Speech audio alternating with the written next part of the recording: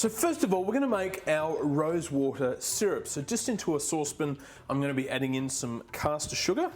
And to the caster sugar, I'm going to be adding in some beautiful spices. First one, I've got a cinnamon stick or a cinnamon quill. I'm going to pop some cloves in and also some cardamom pods as well that I've just lightly bruised just to get their flavors going. And they will infuse this syrup and give us such a beautiful flavor. To that, I'm going to be adding in some water as well. Now just give this a stir around, and then I'm going to increase the heat to high and bring it to a boil. So the smells coming off this are truly amazing. When you make this, you will absolutely love this smell. It just wafts through the house beautifully. Next, while it's boiling, and it's been boiling for about 2 to 3 minutes and just thickens slightly by reducing down, I'm going to be adding in our rose water syrup. Now rose water syrup is just beautiful. It's got a wonderful fragrance. So we'll just pour that in. And you only need a small amount of it because it packs a punch, and as soon as it hits that water, bang, you smell it straight away, and it just goes and infuses with all those other flavors in there.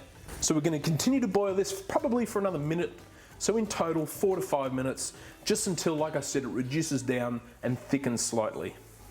Now what we're going to do is strain our liquid because we want to discard those cloves, the cinnamon stick and cardamom pods, and have a look at that golden goodness. The smell, like I said, is truly amazing. So just put this to one side. So we're going to get started on our Jamun balls. So just into a large bowl, I'm going to be adding in some full cream milk powder, some plain flour, some bicarb soda. Now I'm going to be adding in some butter. Normally you'd add ghee or clarified butter, but I think butter gives this a much richer flavour. And I'm also going to be adding in some natural yogurt as well. So we're just going to give this a gentle mix around. You don't want to overwork this because they'll get too dense and they won't be able to absorb that syrup that we've just made. So just give it a light mix around, and what will start to happen is it will form a nice sticky wet dough just like you see here. Now all we want to do is grab about the size of a golf ball and just give it a bit of a squeeze and a mix around. Again, don't overwork the ball, and just continue that process until all the mixture has been rolled up. So now I've got some vegetable oil to deep fry in. If you want to use a deep fryer, go for it.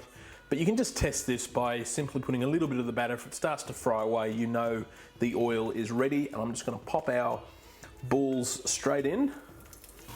And as you can see, they start to turn a beautiful golden brown. You only need to deep fry these for about 2 to 3 minutes.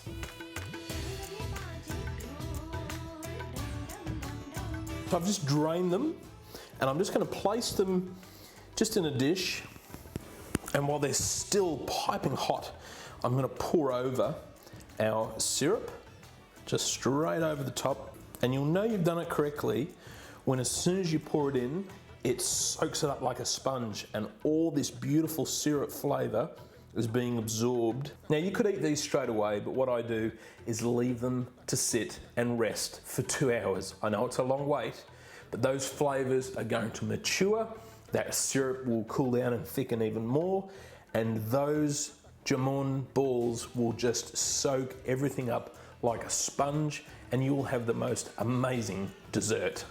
It is so simple, it is so elegant, it is so delicious. I've just sprinkled over some pistachios, just chopped up roughly, and I've just spooned over more of that syrup over the top, and these are truly amazing.